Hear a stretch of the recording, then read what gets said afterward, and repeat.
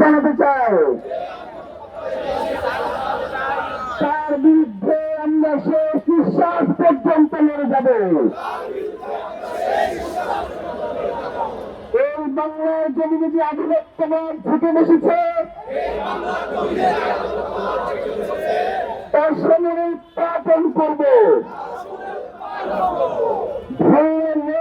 আপোষের রাজনীতি আমরা দৃঢ়ভাবে প্রত্যাখ্যান করছি। কোন ভয় এবং লোভ আমাদেরকে এই লড়াই থেকে পিছপা হতে দেব না। আমরা শপথ করছি শহীদ ওসমান হাদির হত্যার দ্রুততম দৃষ্টান্তমূলক বিচার আদায় না হওয়া পর্যন্ত আমরা রাজপথে থাকবো।